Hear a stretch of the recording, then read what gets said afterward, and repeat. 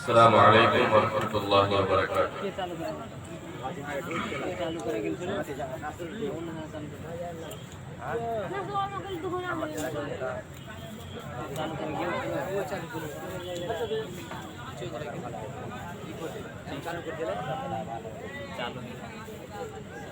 ان الحمد للہ نحمده ونستعینه ونستغفره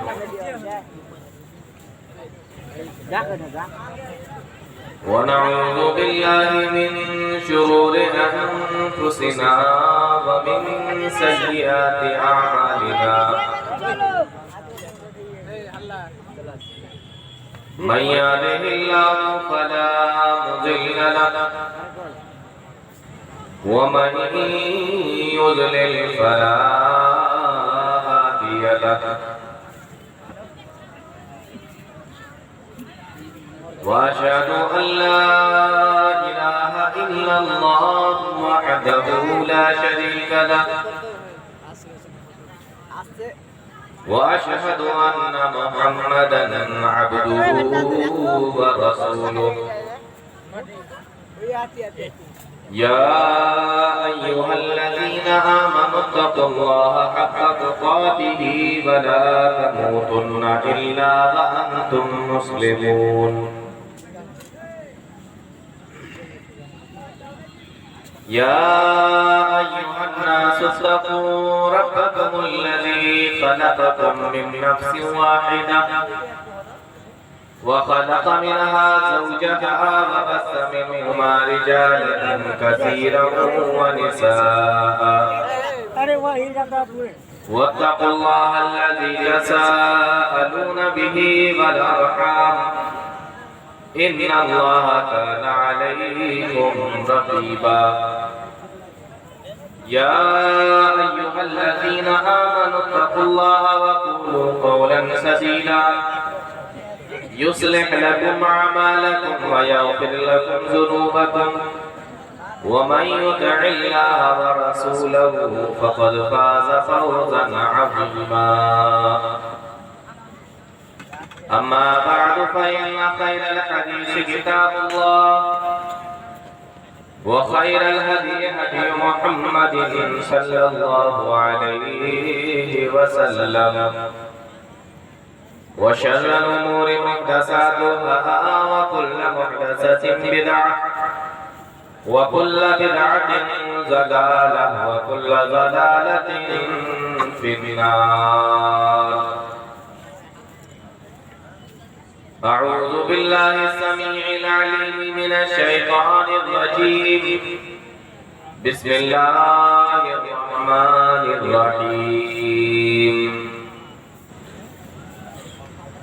الله الذي خلقكم من ضعف ثم جعل من بعد ضعف قوة ثم جعل من بعد قوة ضعفا وشيبا يخلق ما يشاء وهو العليم القدير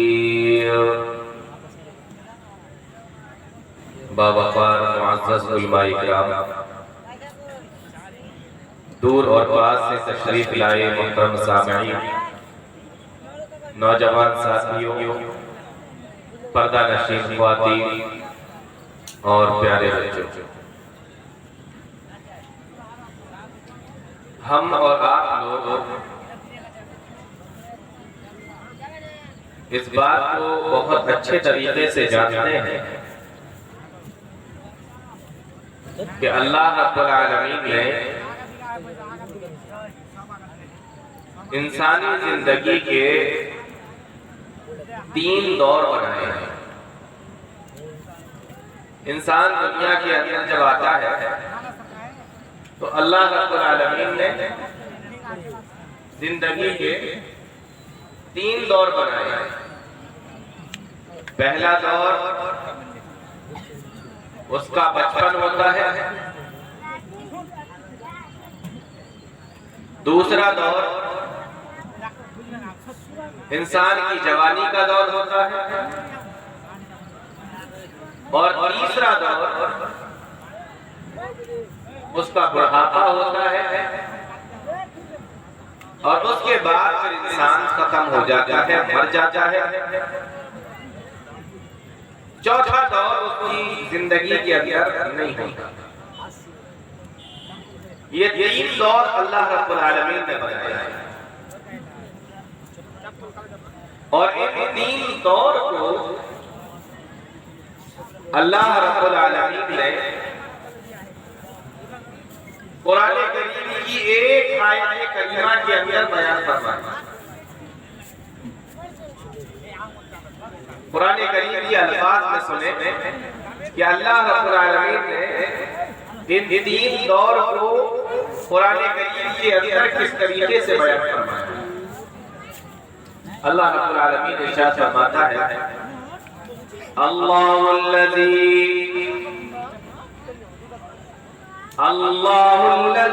خلقکم من ضعف، وہی اللہ ہے جس نے تم کو پیدا کیا من ضعف، اس حال میں کہ تم کمزور تھے۔ اللہ الذی خلقکم من ضعف، وہی اللہ ہے جس نے تم کو پیدا کیا اس حال میں کہ تم کمزور تھے۔ انسان کا بچہ جب دنیا کے اندر آتا ہے تو کتنا زیادہ کمزور ہوتا ہے، آپ اس کا اندازہ اس بات سے لگائیں کہ جب ایک بکری کا بچہ پیدا ہوتا ہے، تھوڑی دیر کے بعد وہ بکری کا بچہ ٹہلنے لگتا ہے، بھاگنے لگتا ہے، اچھلنا شروع کر دیتا ہے، کودنا شروع کر دیتا ہے، دوڑنا شروع کر دیتا ہے۔ پیدائش کے کچھ دیر کے بعد بکری کا بچہ، لیکن انسان کا بچہ جب دنیا کے اندر آتا ہے تو ایک جانور کے بچے سے بھی زیادہ کمزور ہوتا ہے انسان کا بچہ۔ انسان جب اس دنیا کے اندر آتا ہے تو اتنا کمزور ہوتا ہے، قرآن کریم نے اس کو بیان فرمایا اللہ الذی خلقکم من ضعف، وہی اللہ ہے جس نے تم کو پیدا کیا اس حال میں کہ تم کمزور تھے۔ اور کتنے کمزور تھے؟ فرمایا اتنے کمزور تھے کہ بھوک لگ رہی ہے بتا نہیں سکتے، پیاس لگ رہی ہے بتا نہیں سکتے، سردی بھی لگ رہی ہے تو بتا نہیں سکتے، گرمی لگ رہی ہے تو بتا نہیں سکتے، طبیعت خراب ہے تو بتا نہیں سکتے، بدن کے اندر درد ہے تو بتا نہیں سکتے، اتنے کمزور تھے۔ انسان دنیا کے اندر جب آتا ہے تو اتنا کمزور ہوتا ہے۔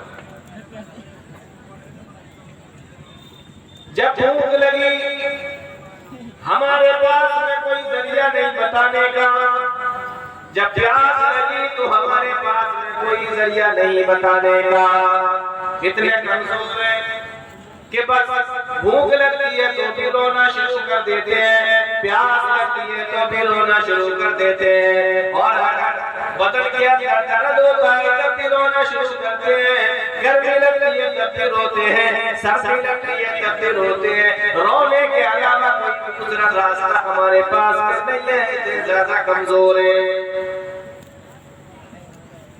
اب میں آپ سے ایک سوال پوچھتا ہوں کہ انسان روتا کب ہے؟ انسان روتا کب ہے؟ انسان روتا اس وقت ہے کہ جب اس کے پاس میں کرنے کے لیے کوئی کام نہ بچا ہو اور ساری محنت ساری کوششیں کر کے دیکھ چکا ہو، اس کے بعد میں انسان اپنا سر پکڑ کر بیٹھ جاتا ہے اور رونا شروع کر دیتا ہے۔ آپ دیکھیں ایک آدمی کو جب اسے پتا ہے کہ میرا کام کہیں سے ہو سکتا ہے، میری مشکلیں آسان ہو سکتی ہیں، میری مصیبتیں ٹل سکتی ہیں، میری ٹینشن ختم ہو سکتی ہے، وہ ساری محنت کرتا ہے، ساری بھاگ دوڑ کرتا بند ہو گئے تب وہ بیٹھ جاتا ہے اور رونا شروع کر جاتا ہے۔ پتہ یہ چلا کہ انسان جب بالکل عاجز ہو جاتا ہے، بالکل کمزور ہو جاتا ہے، تب وہ رونا شروع کرتا ہے۔ اور بچہ جب دنیا کے اندر آتا ہے تو اپنی ساری باتیں منوانے کے لیے صرف روتا ہے۔ اس سے معلوم ہوا کہ انسان جس وقت دنیا کے اندر آتا ہے تو اپنی کمزوری اور اپنی عاجزی کی بالکل لاش اسٹیج پر ہوتا ہے، بالکل انتہا پر ہوتا ہے۔ اللہ رب العالمین نے اسی کو قرآن کریم کے اندر بیان فرمایا اللہ الذی خلقکم من ضعف، وہی اللہ ہے جس نے تم کو پیدا کیا اس حال میں کہ تم کمزور تھے، اتنے کمزور تھے کہ رونے کے علاوہ تمہارے پاس میں کوئی دوسرا راستہ نہیں تھا۔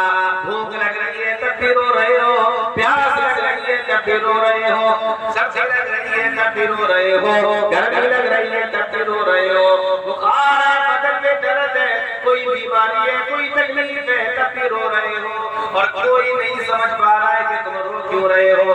گھر والوں نے دیکھ لیا، ماں نے دیکھ لیا کہ میرا بچہ رو رہا ہے، ماں نے اندازہ کیا شاید بھوک لگ رہی ہوگی اس وجہ سے رو رہا ہے، شاید سردی لگ رہی ہوگی اس وجہ سے رو رہا ہے، شاید گرمی لگ رہی ہوگی اس وجہ سے رو رہا ہے، تو ماں اس تکلیف کو دور کر رہی ہے۔ تو انسان جب دنیا کے اندر آتا ہے تو بہت کمزور ہوتا ہے۔ یہ انسان کی زندگی کا پہلا دور ہے۔ اب آگے اللہ رب العالمین بیان کرتا ہے اللہ الذی خلقکم من ضعف ثم جعل من بعد ضعف قوة، لیکن یہ کمزوری کا دور بہت دنوں تک نہیں رہتا، یہ بچپن کا دور بہت دنوں تک نہیں رہتا، اب یہی بچہ دھیرے دھیرے کر کے بڑا ہونے لگتا ہے، اور جب یہ بچہ دھیرے دھیرے کر کے بڑا ہوتا ہے، وہی بچہ جو پہلے بول نہیں سکتا تھا بولنے لگا، جو پہلے کھا نہیں سکتا تھا وہ کھانے لگا، جو پہلے چل نہیں سکتا تھا وہ چلنے لگا، جو پہلے بھاگ نہیں سکتا تھا وہ بھاگنے لگا۔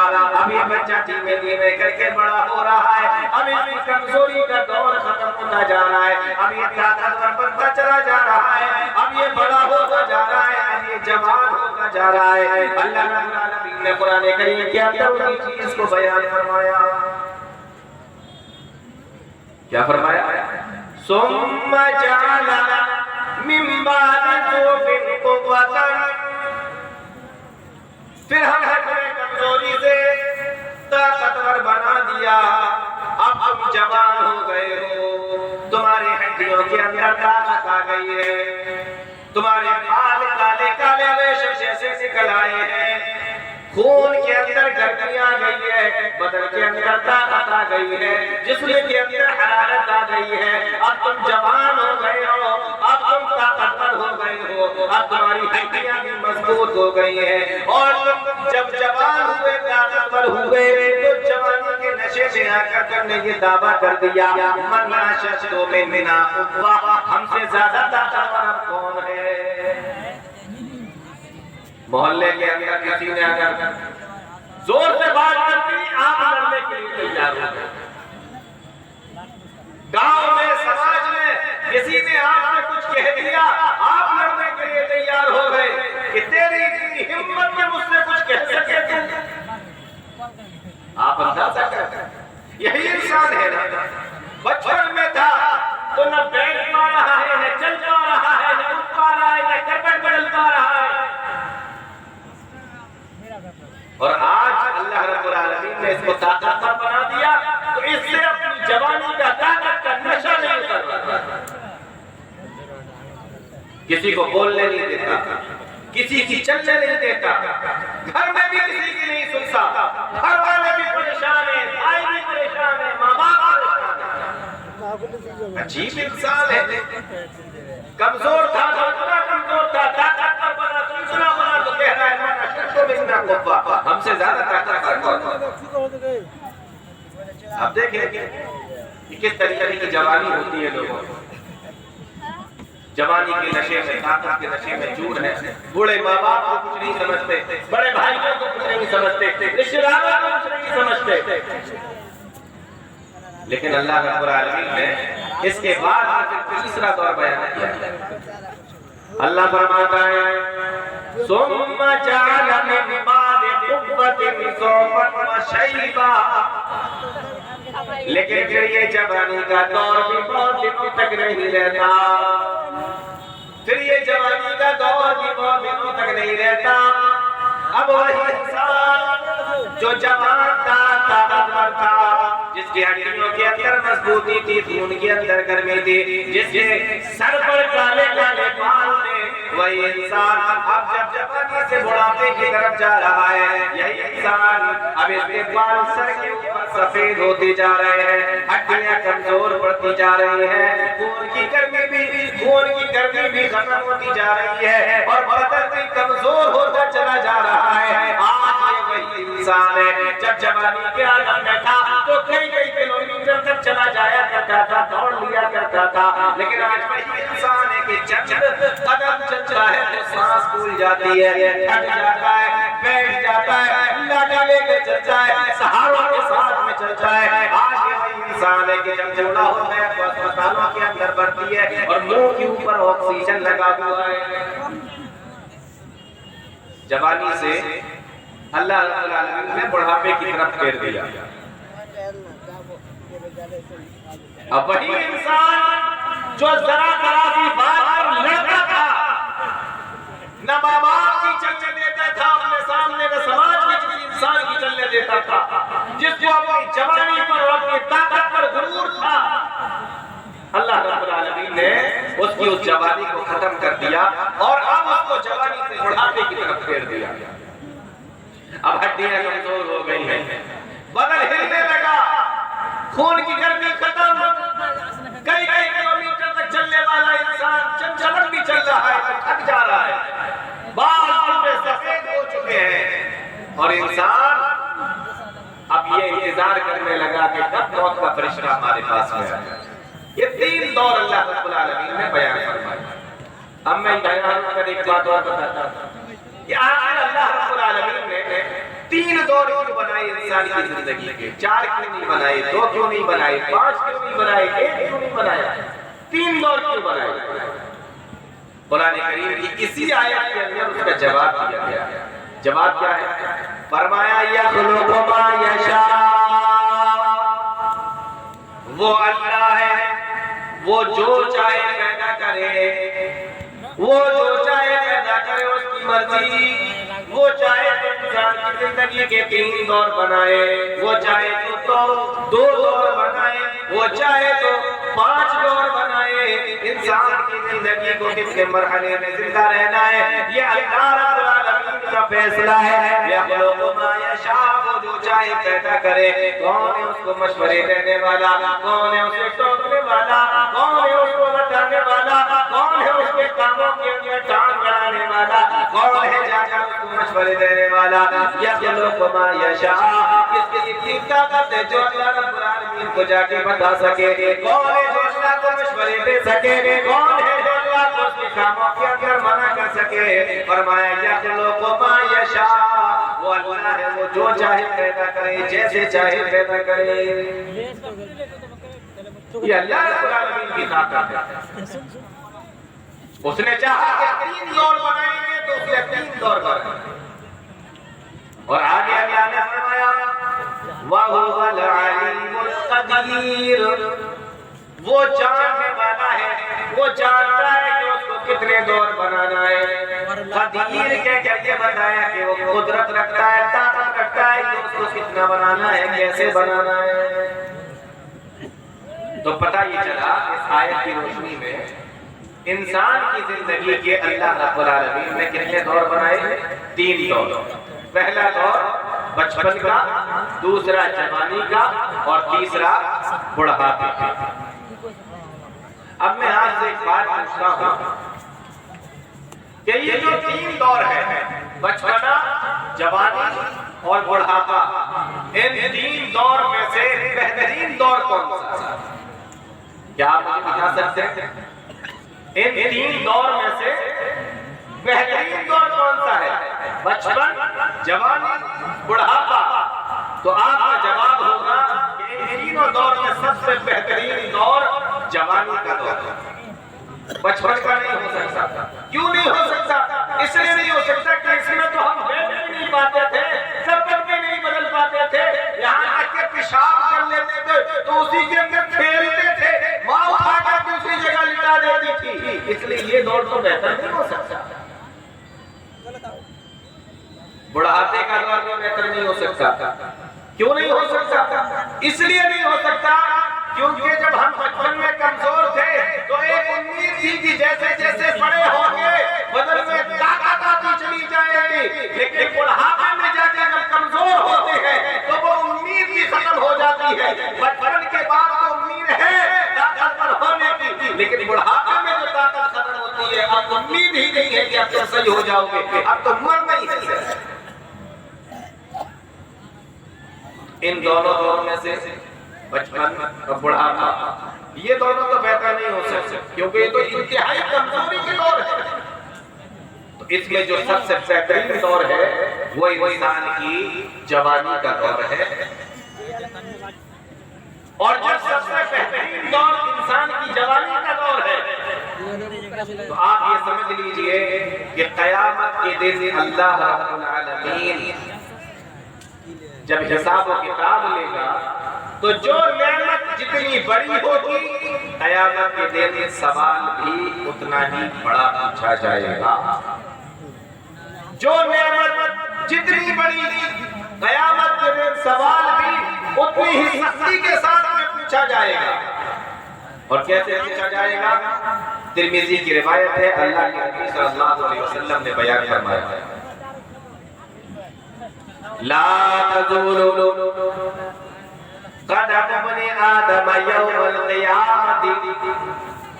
اللہ کے نبی صلی اللہ علیہ وسلم بیان فرماتے ہیں قیامت کے دن کوئی انسان اپنے پیر کو چمش بھی نہیں دے سکتا، ہلا بھی نہیں سکتا، جب تک کہ وہ اللہ رب العالمین کے 5 سوالوں کے جواب نہیں دے گا۔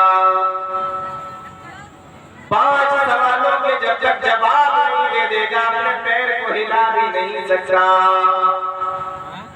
پہلا سوال پوچھا جائے گا، لا تزول قدم ابن آدم یوم القیامت حتی یسأل عن 5 سوالوں کے جواب جب تک نہیں دے گا اپنے پیر کو ہلا بھی نہیں سکتا۔ اب ایک بات یاد رکھ دیکھیں کہ اپنے پیر کو ہلا بھی نہیں سکتا، یہ نہیں کہا جا رہا ہے کہ ہٹا بھی نہیں سکتا۔ ہٹانے میں اور ہلانے میں فرق ہوتا ہے۔ آپ ایک جگہ پر کھڑے ہوئے ہیں، آپ وہاں سے ہٹ کر دوسری جگہ پر آ گئے، اس کو کہتے ہیں ہٹنا۔ اللہ رب العالمین کسی کو اگر اپنے سامنے کھڑا کر دے تو کسی کے اندر اتنی ہمت اور اتنی طاقت ہے کہ وہ اپنی مرضی سے پھر اس جگہ سے ہٹ کر دوسری جگہ کھڑا ہو جائے۔ اتنی ہمت کر سکتا ہے کوئی؟ اتنی ہمت تو ہو ہی نہیں سکتی۔ تو اللہ تعالیٰ نے ہٹنا نہیں کہا، پیارے نبی نے یہ نہیں کہا کہ ہٹ نہیں سکتا، بلکہ فرمایا ہل بھی نہیں سکتا۔ اور ہلنا تو یہ ہے کہ جیسے آپ نے دیکھا ہوگا رمضان کے مہینے میں لوگ تراویح پڑھتے ہیں اور جب پڑھتے پڑھتے تھک جاتے ہیں، امام صاحب پڑھا رہے اور یہ تراویح میں کھڑے ہوئے پڑھتے پڑھتے تھک گئے، تو کبھی کبھی ایسا ہوتا ہے کہ انسان اپنے سیدھے پیر کے اوپر تھوڑا وزن دے دیتا ہے اور الٹے پیر کو خالی چھوڑ دیتا ہے، تھوڑا ڈھیلا چھوڑ دیتا ہے۔ جب اس کو لگتا ہے کہ میرا سیدھا پیر تھک گیا تو الٹے پیر کے اوپر وزن زیادہ دے دیا اور سیدھے پیر کو تھوڑا سا ڈھیلا چھوڑ دیا، تو اس سے تھوڑی سی راحت مل جاتی ہے انسان کو۔ کبھی اس پیر پر وزن زیادہ دے دیا اور کبھی اس والے پیر پر وزن زیادہ دے دیا، اس سے راحت مل جاتی ہے، اسی کو کہتے ہیں ہلانا۔ قیامت کے دن انسان اپنے پیر کو اتنا بھی نہیں کر سکتا، کب تک نہیں کر سکتا؟ فرمایا جب تک کہ 5 سوالوں کا جواب نہیں دے گا اتنا بھی نہیں۔ پہلا سوال اس میں پوچھا جائے گا، عن عمره فيما أفنى او میرے بندے، میں نے تجھے جو عمر دی تھی، میں نے تجھے جو زندگی دی تھی، میں نے تجھے جو 60 سال 70 سال یا 80 سال کی زندگی دی تھی، عن عمرہ فیما افنا، بتا وہ زندگی تو نے کہاں پہ گزاری ہے، وہ زندگی تو نے کہاں پہ گزاری ہے، اپنی زندگی کا حساب دو، بچپنا کہاں پہ گزار کے آئے ہو، جوانی کہاں پہ گزار کے آئے ہو، بڑھاپا تم نے کہاں پہ گزارا ہے، اپنی زندگی کا پورا حساب دو۔ اور آپ کو کیا لگ رہا ہے اللہ رب العالمین مدینہ سے پوچھے گا کہ تم نے بچپنا کہاں پہ گزارا، تم نے جوانی کہاں پہ گزاری، تم نے بڑھاپا کہاں پہ گزارا؟ نہیں نہیں، بلکہ اللہ رب العالمین تو قیامت کے دن ہم سے ہمارے ایک ایک سانس کا بھی حساب لے گا۔ ہم نے 60 سال کے اندر جو تمہیں سانسیں دی تھی وہ تم نے سانسیں کہاں گزاری ہے، ہم نے جو 70 سال کے اندر تمہیں ایک ایک سیکنڈ جو زندگی بڑھا دی گئے اور 70 سال تک جو تم نے زندگی گزاری ہے اس ایک ایک سیکنڈ کا حساب آج دے کر جاؤ۔ آج عمرہ فیما افنا، بتاؤ تم نے اپنی زندگی کہاں پہ گزاری ہے، زندگی کہاں گزار کے آئے ہو پہلے یہ بتاؤ۔ آج ہمارے ان بزرگوں کو سوچنا چاہیے جو بوڑھے ہو گئے لیکن ابھی تک مسجد نہیں آتے، ان بوڑھوں کو ان بزرگوں کو سوچنا چاہیے جو آج بھی ایسے ہوٹل میں بیٹھے ہوئے ملیں گے جہاں پر ٹی وی لگی ہوئی ہو اور چائے پینے کے بہانے سے کئی کئی گھنٹے تک ہوٹلوں میں بیٹھے رہتے ہیں۔ میں نے خود اپنی آنکھوں سے دیکھا کتنے ایسے بوڑھے اور بزرگ ٹی وی لگی ہوئی ہے، ٹی وی کے سامنے بیٹھے ہیں اور ٹی وی کا ریموٹ ان کے ہاتھ میں ہے، مجال ہے کہ کوئی جوان ان سے ٹی وی کا ریموٹ لے سکے، وہ خود اتنے بیٹھے ہوئے بزی ہیں۔ آپ سوچئے کہ اب کوئی دور بچا نہیں، بڑھاپے کے بعد سیدھے موت ہے، تینی دور اللہ رب العالمین نے بنائے اور قیامت کے دن پھر آپ سے پوچھا جائے گا کہ آپ کیا کرتے آئے ہیں، آپ کیا کرتے جا رہے ہو دنیا سے۔ ان بزرگوں کو سوچنا چاہیے، ان بوڑھوں کو دیکھنا چاہیے کہ وہ کیا کرتے ہیں۔ تو پہلا سوال یہ پوچھا جائے گا عن عمرہ فیما افنا، بتاؤ تم نے اپنی زندگی کہاں پہ گزاری ہے۔ اور پیارے نبی صلی اللہ علیہ وسلم نے فرمایا پھر دوسرا سوال پوچھا جائے گا وَعَنْ شَبَابِهِ فِيمَ أَبْلَى، بتاؤ تم نے اپنی جوانی کہاں پہ گزاری۔ پہلا سوال پوچھا جائے گا کہ تم نے اپنی عمر کہاں پہ گزاری، اور دوسرا سوال یہ پوچھا جائے گا کہ تم نے اپنی جوانی کہاں پہ گزاری۔ میرے نوجوان دوستوں اور میرے نوجوان ساتھیوں، ذرا اندازہ لگاؤ، غور کرو کہ جب پہلا سوال پوچھا گیا کہ تم نے اپنی عمر کہاں پہ گزاری ہے تو جوانی اس کے اندر آ گئی۔ اگر یہ پوچھا جائے کہ تم نے اپنی عمر کہاں گزاری تو بولو جوانی اس کے اندر آ گئی کہ نہیں؟ عمر کے اندر بچپنا بھی آ گیا، جوانی بھی آ گئی، بڑھاپا بھی آ گیا۔ اگر کسی سے یہ پوچھا جائے آپ نے اپنی عمر کہاں پہ گزاری ہے تو اس کے اندر تمام چیزیں آ گئی، بچپنا بھی ہے، جوانی بھی ہے، بڑھاپا بھی ہے، لیکن اس کے باوجود بھی جوانی اللہ رب العالمین کی نظر میں اتنی اہم چیز ہے کہ قیامت کے دن الگ سے سوال پوچھا جائے گا کہ اے نوجوانوں بتاؤ تم نے اپنی جوانی کو کہاں پہ گزارا۔ جب سوال یہ ہوا کہ عمر کہاں گزاری تو اس میں جوانی آ گئی، بچپنا بھی آ گیا، بڑھاپا بھی آ گیا، لیکن جوانی اتنی اہم چیز ہے میرے نوجوان ساتھیوں کہ قیامت کے دن اللہ رب العالمین دوبارہ اور دوسرا سوال جو پوچھ رہا ہے وہ صرف اور صرف انسانی زندگی کے 3 دور، بچپن، جوانی اور بڑھاپا، ان 3 میں سے صرف ایک حصے کو پوچھا جا رہا ہے اور وہ جوانی کا دور ہے۔ جیسا کہ میں نے آپ کو بتایا تھا کہ ان تینوں دور میں سب سے بہترین دور انسان کی جوانی کا دور ہوتا ہے۔ اللہ رب العالمین الگ سے اس چیز کے بارے میں فرمایا وَعَنْ شَبَابِهِ فِيمَ أَبْلَى، بتاؤ تم نے اپنی جوانی کہاں پہ گزاری ہے؟ میرے نوجوان ساتھیوں کیا جواب دو گے اللہ رب العالمین کے یہاں؟ کیا بتاؤ گے اللہ رب العالمین کے پاس میں جا کر کہ تم نے اپنی جوانی کو کہاں پہ گزارا؟ کیا کرتے تھے اپنی جوانی کے دنوں میں؟ کیا تم نے اپنی جوانی کے دنوں میں کیا ہے؟ دوستو ذرا غور کرو، اللہ رب العالمین جوانی کے تعلق سے الگ سے تم سے سوال کرے گا قیامت کے دن، الگ سے پوچھا جائے گا کہ جوانی کو کہاں پہ گزار کے آئے ہو؟ دنیا میں دو طریقے کے جوان ہوتے ہیں، دو طریقے کے نوجوان ہوتے ہیں۔ ایک وہ ہوتے ہیں جو اللہ کی مرضی کے مطابق اپنی جوانی گزارتے ہیں، اپنی زندگی گزارتے ہیں، اور ایک نوجوان وہ ہوتے ہیں جو اپنی مرضی کے مطابق زندگی گزارتے ہیں۔ اللہ رب العالمین کو ان دونوں میں سے کون سے جوان پسند ہے؟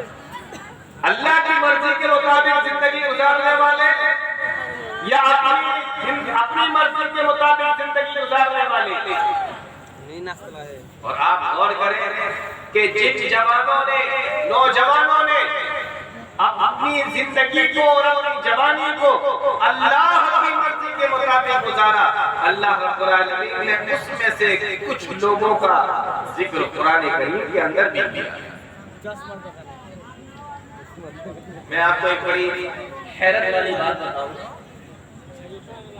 جب تقریریں ہوتی ہے اور بیانات ہوتے ہیں تو ہمیں یہ لگتا ہے کہ قرآن کریم کے اندر ماں باپ کے حقوق بیان کیے گئے ہیں، اولاد کے حقوق بیان کیے گئے ہیں، پڑوسیوں کے حقوق بیان کیے گئے ہیں، بھائیوں کے حقوق بیان کیے گئے ہیں، بیوی کے حقوق، شوہر کے حقوق، یہ سارے حق اور سارے حقوق اللہ کے بھی، بندوں کے بھی سارے حقوق بیان کیے گئے ہیں قرآن کریم کے اندر۔ لیکن آپ کو معلوم ہونا چاہیے کہ قرآن کریم کے اندر اللہ رب العالمین نے انسان کی زندگی کا جو سب سے بہترین دور ہوتا ہے جس کو جوانی کہتے ہیں، اس کے تعلق سے بھی اللہ رب العالمین نے قرآن کریم کے اندر بیان کیا فرمایا؟ جوانی کے تعلق سے قرآن کہتا ہے، حضرت ابراہیم علیہ السلام کا نام سنا ہوگا آپ لوگوں نے۔ قربانی کا ٹائم آتا ہے، ابراہیم علیہ السلام کا قصہ سنایا جاتا ہے کہ انہوں نے چھری چلائی اور بیٹے کی گردن پہ چھری نہیں چلی بلکہ چھری دمبے کی گردن پہ چڑھ گئی۔ اللہ رب العالمین نے کہا کہ ابراہیم نے تیری قربانی کو قبول کر لیا ہے، یہ تم بھی کھاؤ، اپنے بیٹے کو بھی کھلاؤ۔ قصہ ہم لوگ سنتے ہیں، بڑا مزہ آتا ہے، بکرے کی خوشبو آنے لگتی ہے، تازہ تازہ گوشت، بھنی بھنی کلیجی، سوچتے کہ یار ادھر قربانی آنے والی ہے، عید الاضحیٰ کا ٹائم آنے والا ہے۔ مولانا صاحب نے قصہ بھی سنا دیا، مطلب یہ ہے کہ قربانی کا ٹائم بالکل قریب ہے، عید کا موسم آ رہا ہے۔ مزہ آ جاتا ہے سن کر کہ چلو کچھ دن کے بعد میں اب بکرے کا گوشت کھانے کو ملے گا، مزہ آئے گا۔ لیکن قرآن کریم کے اندر حضرت ابراہیم علیہ السلام کا صرف یہی ایک واقعہ بیان نہیں ہے، قرآن کریم کے اندر ابراہیم علیہ السلام کی کئی واقعے بیان کیے گئے ہیں، اس میں سے ایک جو ہے جوانی کے تعلق سے جو ہے وہ سنے گا۔ قرآن کہتا ہے کون کے لوگ آئے اکٹھا ہو کر کہا ابراہیم ہم جن کی پوجا کرتے ہیں، ہم جن کی عبادت کرتے ہیں، تم ان کی عبادت نہیں کرتے؟ کہا نہیں، میں تو صرف ایک اللہ کو مانتا ہوں۔ ہم تو ان سارے لوگوں کو بھی، جن جھوٹے خداؤں معبودوں کو بھی ہم رب مانتے ہیں۔ ابراہیم علیہ السلام نے کہا اچھا، جو خود بول نہیں سکتے، چل نہیں سکتے، لے نہیں سکتے، دے نہیں سکتے، سن نہیں سکتے، نفع نقصان کے مالک نہیں، تم نے ان کو معبود سمجھ رکھا ہے۔ اچھا ٹھیک ہے، دیکھو میں کیا کرتا ہوں۔ سارے لوگ گئے، عید کا دن آیا، گھومنے پھرنے گئے، ٹہلنے کے لیے گئے۔ ابراہیم علیہ السلام کو دہاڑی لے کر اس عبادت خانے کے اندر چلے گئے اور جتنے بھی ان کے جھوٹے معبود رکھے ہوئے تھے سب کو توڑ توڑ کر برابر کر دیا۔ سنا ہے نا، یہ قرآن کریم بیان کرتا ہے جب وہ لوگ لوٹ کر آئے تو انہوں نے کہا یہ کس نے کیا؟ قرآن کہتا ہے، سنو قرآن نے کیا کہا؟ قرآن کہتا ہے قالوا سمعنا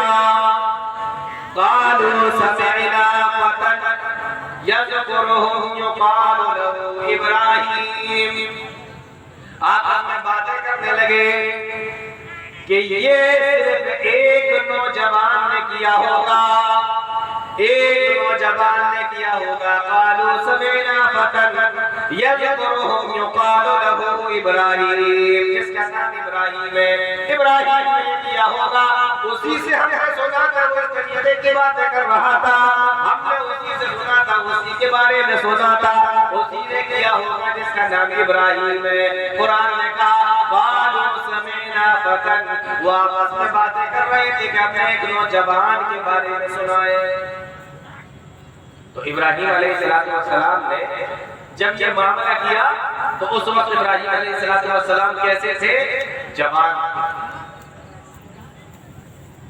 اور پورے ملک سے اکیلے لڑ رہے ہیں, پورے ملک کو اللہ کی توحید بتا رہے ہیں, اللہ کی توحید سنا رہے ہیں, پورے ملک سے اکیلے لڑ رہے ہیں. کب؟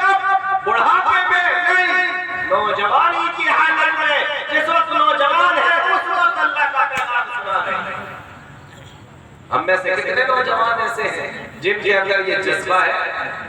کتنے نوجوان ایسے ہیں جن کے اندر یہ ایمان ہے, ایمان کے اندر یہ مضبوطی ہے, عقیدے کے اندر یہ پختگی ہے کہ جوانی کی حالت میں لوگوں کو اللہ کی باتیں سنائیں. ابراہیم علیہ السلام کا اسوہ دیکھو, قرآن کریم نے ان کا ذکر کیا ہے اور نوجوان کہہ کر ان کا ذکر کیا ہے. اس سے پتہ چلتا ہے کہ قرآن کریم کے اندر نوجوانوں اور جوانی کو خاص طور سے بیان کیا گیا ہے. کیوں بیان کیا گیا ہے؟ اس لیے بیان کیا گیا کیونکہ کسی قوم کے اگر نوجوان بگڑ جائے پوری قوم بگڑ جاتی ہے, اور اگر کسی قوم کے نوجوان سدھر جائے قوم سدھر جاتی ہے. پورا معاشرہ بگڑ جائے گا اگر نوجوان بگڑ گیا. نوجوان کو بگاڑ دو, ساری نسل برباد, سارا معاشرہ برباد, سارا ماحول بگڑا ہوا. اور نوجوان اگر سدھر جائے, یہ نوجوان اگر صحیح ہو جائے تو پورا معاشرہ سدھر جائے گا. آپ کر کے دیکھ دو, آپ کے علاقے کے اندر آپ دیکھ لو کہ نوجوان کس طریقے کے ہیں. آپ کو بالکل صاف فرق نظر آ جائے گا. مسجدیں بھری ہوئی ملیں گی, کوئی خرافات نہیں ملے گی, لوگ پیار سے باتیں کرتے ہوئے ملیں گے, آپس میں لوگوں میں ہمدردیاں ہوں گی, اخلاق اچھا ہوگا. کب؟ جب نوجوانوں کے اندر سدھار ہوگا. اور یہ بگڑے ہوئے ہوں گے, مسجدیں آپ کو خالی ملیں گی, گالی گلوچ ملے گی, کھیل کے میدانوں میں ملیں گے, ایسی جگہوں پر پھر آپ کو ملیں گے. تو قرآن کریم نے الگ سے نوجوانوں کا ذکر کیا. جمعہ والے دن ہم اور آپ لوگ سورہ کہف پڑھتے ہیں. قرآن کریم کے اندر ایک سورت ہے سورہ کہف. جمعہ والے دن اس کو پڑھنے کی بڑی فضیلت آئی ہے. 15ویں پارے سے شروع ہوتی ہے, 16ویں پارے میں جا کے ختم ہو جاتی ہے سورہ کہف. یہ سورہ کہف آپ جانتے ہیں اس کا نام کہف کیوں پڑا؟ کہف کے معنی ہوتا ہے غار.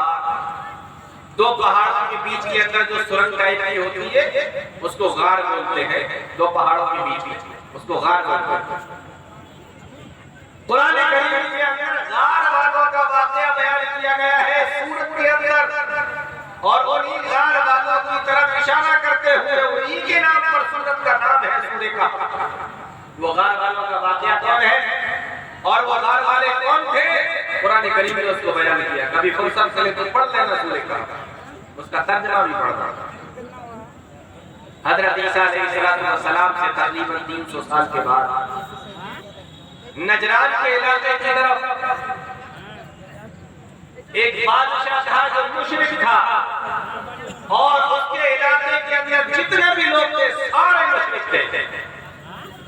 لیکن چند نوجوان تھے جو اپنے ایمان کو بچائے ہوئے تھے, چند نوجوان تھے جو ایک اللہ کو ماننے والے تھے, ایک اللہ کی توحید پر چلنے والے تھے.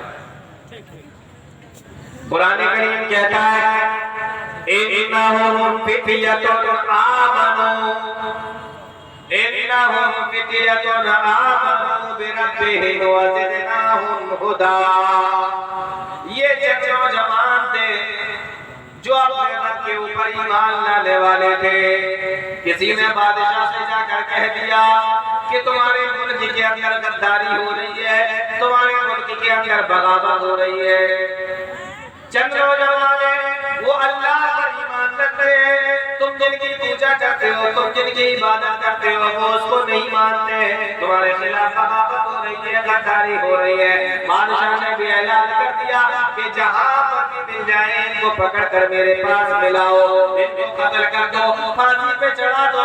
قتل کا فرمان نکل چکا ہے، قتل کا آرڈر بادشاہ نے کر دیا ہے۔ جب ایک نوجوانوں کو یہ بات معلوم ہوئی کہ ہمارے قتل کا فرمانہ نکل چکا ہے، ہمارے قتل کا آرڈر نکل چکا ہے، اللہ رب العالمین کے سامنے ہاتھ پھیلائے اور اللہ رب العالمین سے دعا کرنے لگے، اے میرے پروردگار، ہم پورے ملک سے تو اکیلے نہیں لڑ سکتے، اس بادشاہ کی فوج سے اکیلے نہیں لڑ سکتے، اے میرے پروردگار تو ہماری حفاظت فرما، ہمارے ایمان کی تو حفاظت فرما۔ آج کسی نوجوان سے کہو کہ آپ دین پر کیوں نہیں چلتے، آپ کے اندر سدھار نظر نہیں آتا، تو نوجوان کا جواب ہوتا ہے ہم اکیلے کیا کر لیں گے، ہم اکیلے کیا کریں گے، پورا کا پورا ماحول بگڑا ہوا ہے، پورا کا پورا معاشرہ بگڑا ہوا ہے، پورا کا پورا سماج بگڑا ہوا ہے، ہم اکیلے کیا کر سکتے ہیں۔ آپ اکیلے اگر بدل نہیں سکتے ابراہیم علیہ السلام کی طرح، تو کم سے کم اپنے دین کی حفاظت تو کر سکتے ہو اصحاب کہف کی طرح۔ قرآن کے اندر تو دونوں باتیں بیان کیے گئے ہیں، یا تو آپ کے اندر بدلنے کی طاقت ہو کہ نہیں سامنے والے کو مجھے بدلنا ہے، مجھے دین کا کام کرنا ہے، مجھے ایمان کا کام کرنا ہے، مجھے دعوت و تبلیغ کا کام کرنا ہے۔ آپ ابراہیم علیہ السلام کے واقعے کو دیکھ لیجئے، اور اگر آپ کے اندر یہ ہمت نہیں ہے تو کم سے کم اصحاب کہف بن جائیے کہ جب بادشاہ نے مشرک بادشاہ نے یہ اعلان کیا کہ جہاں مل جائے پکڑ کر قتل کر دو، تو انہوں نے یہ نہیں کہا کہ بادشاہ آج سے ہم تیرے ہاتھ جوڑتے ہیں، تو جو کہے گا وہ میں ماننے کے لیے تیار ہوں، میری جان۔ ایمان کا سودا نہیں کیا اور کہا اے میرے پروردگار، ہم پوری قوم سے نہیں لڑ سکتے، بادشاہ کی فوج سے نہیں لڑ سکتے، بادشاہ سے نہیں لڑ سکتے، ربنا آتنا من لدنک رحمہ وہیئ لنا من امرنا رشدا۔ اے میرے پروردگار تو ہماری حفاظت فرما، ہمارے ایمان کی حفاظت فرما۔ یہ دعا جب اصحاب کہف نے کی، یہ دعا ان چپڑوں جوانوں نے کی جو پورے ملک کے اندر اکیلے اللہ پر ایمان لانے والے تھے۔ جب انہوں نے یہ دعا کی اور اللہ رب العالمین نے ان کی جستجو کو دیکھا، ان کی اس دعا کو دیکھا، حکم دے دیا کہ تم سارے کے سارے پہاڑ کے اندر جو ایک غار ہے اس غار کی طرف چلے جاؤ۔ وہ سارے کے سارے اس غار کے اندر چلے گئے، جب نوجوان ہیں اس غار کے اندر چلے گئے، اللہ رب العالمین نے ان کو آرڈر کر دیا کہ سو جاؤ، تو وہ سارے کے سارے نوجوان غار کے اندر جا کر سو گئے۔ ایمان کی حفاظت کی دعا کی، اللہ نے صرف ایمان کی حفاظت نہیں دی بلکہ ان کے جسم اور ان کی جان کی بھی حفاظت کی ہے۔ غار کے اندر جا کے سو جاؤ، غار کے اندر جا کر سو گئے، اور کتنا سوئے؟ قرآن کہتا ہے وَلَبِثُوا فِي كَهْفِهِمْ ثَلَاثَمِائَةٍ سِنِينَ وَازْدَادُوا تِسْعًا۔ 309 سال تک اس غار کے اندر سوتے رہے۔ آپ اندازہ کریں کہ جب کوئی انسان اللہ کے لیے کھڑا ہوتا ہے، اللہ کا کام کرنے کے لیے کھڑا ہوتا ہے، اپنے ایمان کی حفاظت کے لیے اللہ سے دعا کرتا ہے، اپنے جسم و جان کی حفاظت کے لیے جب اللہ سے دعا کرتا ہے، اللہ اس کی مدد کیسے کرتا ہے؟ آپ اندازہ کریں کہ کوئی 309 سال تک بھی سو سکتا ہے، لیکن قرآن کہتا ہے وہ نوجوان جنہوں نے اپنے ایمان کی حفاظت کی ہے، ان کے بارے میں قرآن کہتا ہے کہ 309 سال تک اس غار کے اندر سوتے رہے۔ 309 سال کیوں سوئے؟ اس 309 سال کے اندر کتنے بادشاہ ہیں ملک کے اندر؟ کتنی حکومتیں بدلی، کتنی قومیں آئی، اور جب یہ بادشاہوں کے بعد، قوموں کے بعد، حکومتوں کے بعد 309 سال کے بعد جب اسی ملک کے اندر ایک ایسے بادشاہ کی حکومت آئی جو اللہ پر ایمان رکھنے والا تھا، توحید کو ماننے والا تھا، کبھی اللہ رب العالمین کا آرڈر ہوتا ہے اور وہ 309 سال کے بعد میں وہ سارے کے سارے نوجوان اپنی نیند سے جاگ جاتے ہیں۔ آنکھ کھل گئی 309 سال کے بعد جب حکومت آئی ایک مسلمان بادشاہ کی، ایک توحید کو ماننے والے بادشاہ کی، تو اللہ رب العالمین نے ان کو جگا دی۔ 309 سال بہت ہوتے ہیں۔ قرآن کریم کہتا ہے جب یہ لوگ اٹھے تو آپس میں باتیں کرنے لگے کہ ہم کتنی دیر سوئے، آپس میں باتیں کرنے لگے کہ ہم کتنی دیر سوئے۔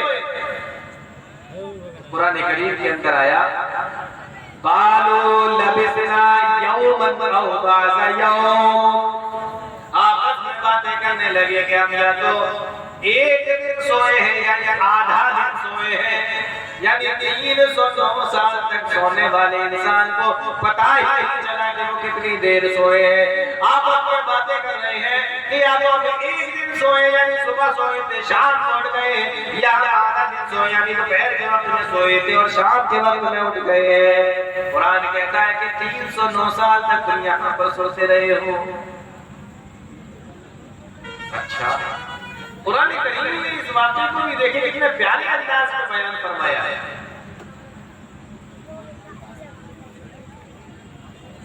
جب انسان سوتا ہے تو آپ نے دیکھا ہوگا کہ وہ کروٹیں بدلتا ہے۔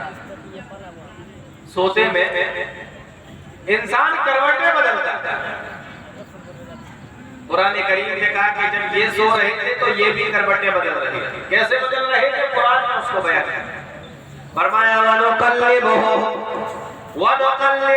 ذَاتَ الْيَمِينِ وَذَاتَ الشِّمَالِ، ہم ان کی کروٹیں بدل رہے تھے، کبھی دائیں جانب کروٹ لے لیتے، کبھی بائیں جانب کروٹ لے لیتے، ہم ان کی کروٹیں بدل رہے تھے۔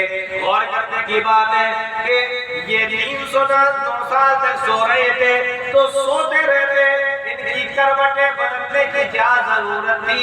یہ نیند کے اندر کروٹیں کیوں بدل رہے تھے؟ انسان سوتا ہے، کروٹ کیوں بدلتا ہے؟ مرنے والا آدمی کروٹ نہیں بدل سکتا، سونے والا آدمی کروٹیں بدل سکتا ہے۔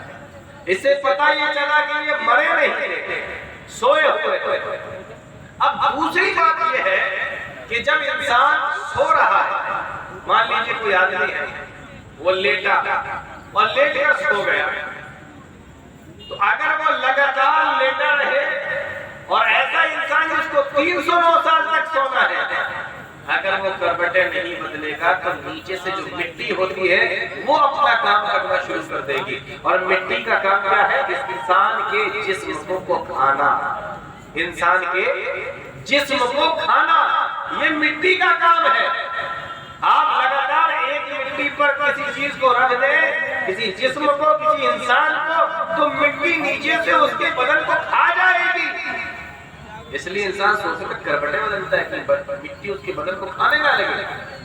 یہ 309 سال تک سونے والے تھے، تو قرآن کریم کہتا ہے اللہ رب العالمین نے بیان فرمایا کہ ہم ان کی کروٹیں بدل رہے تھے کہ کوئی مٹی ان کے بدن کو کھانے نہ لگے، ان کے بدن کو نقصان نہ پہنچا دے، ان کی کروٹیں بدل رہے تھے۔ اور آپ نے دیکھا ہوگا قرآن کریم کا انداز دیکھیں کتنا پیارا ہے۔ قرآن کہتا ہے وَنُقَلِّبُهُمْ ذَاتَ الْيَمِينِ وَذَاتَ الشِّمَالِ، یہ نہیں کہا کہ یہ لوگ کروٹیں بدل رہے تھے، بلکہ قرآن یہ کہتا ہے کہ ہم ان کی کروٹیں بدل رہے تھے، کبھی دائیں طرف گھوم جاتے، کبھی بائیں طرف گھوم جاتے۔ قرآن نے کہا، اللہ رب العالمین بیان فرماتا ہے کہ ہم ان کی کروٹیں بدل رہے تھے۔ یہ کیوں نہیں کہا کہ یہ لوگ کروٹ بدل رہے تھے؟ یہ کیوں کہا کہ ہم ان کی کروٹیں بدل رہے تھے؟ وہ اس لیے کہ آپ نے دیکھا ہوگا کہ جب کوئی بچہ سوتا ہے اور بہت دیر تک ایک ہی کروٹ پر لیٹا رہے بہت دیر تک ایک ہی کروٹ پر سوتا رہے تو ماں بڑے پیار سے آتی ہے اور آنے کے بعد بچے کو اٹھاتی ہے اور اٹھا کر اس کی کروٹ کو چینج کر دیتی ہے، کروٹ کو بدل دیتی ہے۔ کیوں؟ اس لیے کہ وہ دیکھ رہی ہے کہ بچہ ایک ہی کروٹ پہ بہت دیر سے سو رہا ہے، کہیں اس کے بدن میں خون کا دوران کم نہ ہو جائے، بدن میں درد نہ ہونے لگے، ہاتھ پیر سن نہ پڑ جائے، وہ باڈی کا حصہ کہیں ایسا نہ ہو کہ دب جائے، تو ماں اس کی کروٹ کو بدل دیتی ہے اور پھر وہ بچہ آرام سے سوتا رہتا ہے۔ قرآن نے کہا کہ یہ خود نہیں بدل رہے تھے، ہم ان کی کروٹیں بدل رہے تھے، جس طریقے سے اس بچے کی کروٹ اس کی ماں بدل دیتی ہے۔ اللہ رب العالمین ایسے حفاظت کرتا ہے ان لوگوں کی جو اپنے ایمان کی حفاظت کرتے ہیں۔ اور یہ سارے کون تھے؟ قرآن کریم نے اس کو بیان فرمایا سورہ کہف کے اندر اللہ رب العالمین نے فرمایا انہم فتیۃ، انہم فتیۃ، یہ چند نوجوان تھے، بھائیو، بوڑھا نہیں، بزرگ نہیں، بچے نہیں۔ تو قرآن کریم کے اندر نوجوانوں کے تعلق سے بھی بیان کیا گیا ہے، جوانی کے تعلق سے بھی بیان کیا گیا ہے۔ میں آپ کو بتا ہی رہا ہوں کہ جوانی اللہ رب العالمین کی اتنی بڑی نعمت ہے کہ قیامت کے دن الگ سے جوانی کے بارے میں سوال کیا جائے گا، اور اللہ رب العالمین نے ان نوجوانوں کے تعلق سے اپنے قرآن کے اندر بھی بیان فرمایا ہے جو نوجوان اللہ رب العالمین کے بتائے ہوئے طریقے کے مطابق اپنی زندگی گزارتے ہیں۔ آپ نبی کریم صلی اللہ علیہ وسلم کا دور دیکھیے، پیارے نبی صلی اللہ علیہ وسلم کے زمانے میں مکہ کا دور ہے، مسلمانوں کو ستایا جا رہا ہے، مسلمانوں کو پریشان کیا جا رہا ہے، مسلمانوں کو تکلیفیں دی جا رہی ہیں۔ صحابہ کرام اللہ کے نبی صلی اللہ علیہ وسلم کے پاس میں آئے اور آ کر کہنے لگے اللہ کے نبی، مکہ کے لوگ بڑا ستا رہے ہیں، مکہ کے لوگ بہت پریشان کر رہے ہیں، کیا کریں؟ تو پیارے نبی صلی اللہ علیہ وسلم نے فرمایا کہ تم لوگ ہجرت کر جاؤ۔ کہاں ہجرت کر جاؤ؟ مدینہ؟ نہیں، مدینہ کا نمبر تو بہت بعد میں آتا ہے۔ اللہ کے نبی صلی اللہ علیہ وسلم نے فرمایا کہ تم سب ہجرت کر کے مکہ سے حبشہ چلے جاؤ۔ کیوں؟ اس لیے کہ حبشہ کا بادشاہ عیسائی ہے اور انصاف عدل و انصاف کرنے والا ہے، وہاں چلے جاؤ۔ نبی کریم صلی اللہ علیہ وسلم کا حکم سن کر 18 مرد اور 4 عورتیں ایک قافلے کی شکل میں رات کی تنہائی میں اور رات کے اندھیرے میں مکہ سے نکلتے ہیں۔ دن کے وقت نہیں نکل سکتے، مشرکین پکڑ لیں گے، جانے نہیں دیں گے، ماریں گے، ظلم کریں گے، قید کر دیں گے، ہو سکتا ہے جان سے بھی مار دیں۔ دن میں نہیں جا سکتے، رات میں جائیے۔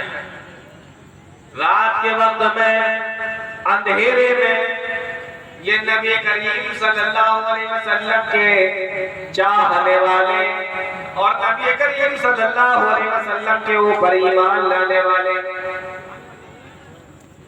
18 مرد اور 4 عورتیں رات کے وقت میں نکلتے ہیں، مکہ سے جدہ پہنچے اور وہاں پہ جا کے پانی کے جہاز پر بیٹھ جاتے ہیں۔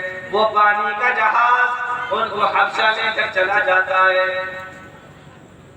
22 لوگ چلے گئے حبشہ۔ اب یہاں صبح مکہ کے اندر چرچا شروع ہوئی کہ مسلمان کم کیوں نظر آ رہے ہیں، مسلمان کہاں ہیں؟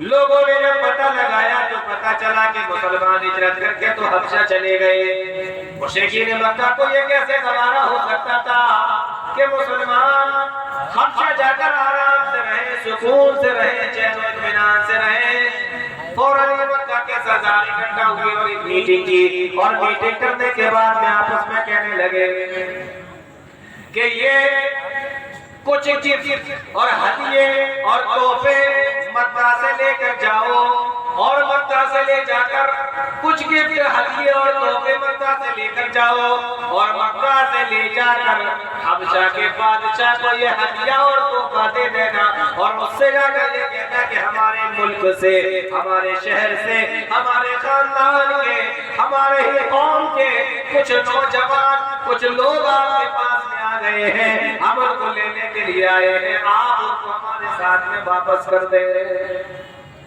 میٹنگ ہو گئی، بہترین گفٹ خرید لیے گئے کہ یہ سامان لے کر جاؤ حبشہ کے بادشاہ کے پاس۔ حبشہ کے بادشاہ جائے گا کون؟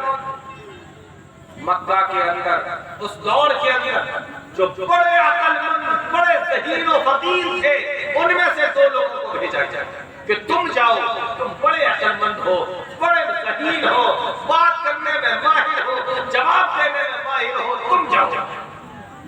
2 لوگ گئے اور تاریخ میں لکھا ہوا ہے کہ جب یہ حبشہ پہنچے تو یہ گفٹ لے جا کر انہوں نے بادشاہ کو دے دیے، تحفے بادشاہ کو دے دیے اور بادشاہ کے اگل بغل جو درباری رہتے ہیں، بادشاہ کے ارد گرد جو لوگ رہتے ہیں، ان کو بھی گفٹ دیے، ان کو بھی ہدیے دیے۔ کیوں؟ اس لیے کہ جب ہم بادشاہ سے کہیں گے تو تم میری ہاں میں ہاں ملا دینا اور تم یہ کہنا کہ ہاں بادشاہ ٹھیک تو کہتے ہیں، یہ ہمارے ملک میں تھوڑی ہے، جب یہ ہمارے ملک میں آ گئے ہیں اور یہ ان کو لینے آئے ہیں تو آپ ان کے ساتھ میں ان کو واپس کر دیجیے۔ تو درباریوں کے لیے بھی ہدیے لے گئے، درباریوں کے لیے بھی تحفے اور گفٹ لے کر بادشاہ کے پاس پہنچے، بہترین قیمتی تحفے بادشاہ کو دے دیے۔ اچھا اگر آپ کسی کو ہدیہ دیں، تحفہ دیں، گفٹ دیں تو وہ آپ کی بات بھی سنے گا، آپ کی بات سنے گا اور آپ اس کو کوئی مہنگی چیز گفٹ میں دے دیں تب وہ اور آپ کی بات کو سنے گا، اس کی نگاہ میں آپ کی ایک عزت بن جائے گی، ایک ویلو بن جائے گی۔ تو یہ ہدیے تحفے لے کر گئے تھے تاکہ بادشاہ ہماری بات سنے اور بادشاہ کے اوپر تحفے دے کر دباؤ بنایا جائے۔ بادشاہ کے پاس میں پہنچے اور بادشاہ چلے جا کر کہنے لگے ہمارے ملک کے چند لوگ آپ کے ملک میں بات کرا رہے ہیں، ہم ان کو لینے کے لیے آئے ہیں، آپ ان کو ہمارے ساتھ میں واپس کر دیں۔ بادشاہ نے جب یہ سنا کہا کہ ان کو بلا کر لاؤ۔ سارے مسلمانوں کو دربار میں بلایا گیا، 18 مرد ہیں، 4 عورتیں، ٹوٹل 22 لوگ ہیں۔ بادشاہ نے ان کو اپنے سامنے کھڑا کر دیا اور بادشاہ نے ان سے کہا کہ دیکھو تم یہاں پر کیوں آئے؟ جواب دیا کہ ہمارے ملک میں ہمیں ستایا جا رہا تھا، ہمارے نبی نے، ہمارے رسول نے ہم سے کہا کہ حبشہ چلے جاؤ، وہاں کا بادشاہ انصاف پسند ہے، انصاف کرے گا، تو ہم آپ کے ملک میں آ گئے۔ بادشاہ کہنے لگا صحیح بات کہتے ہو، تم لوگ کی باتیں سننا پڑے گی کہ کیوں آئے ہو اور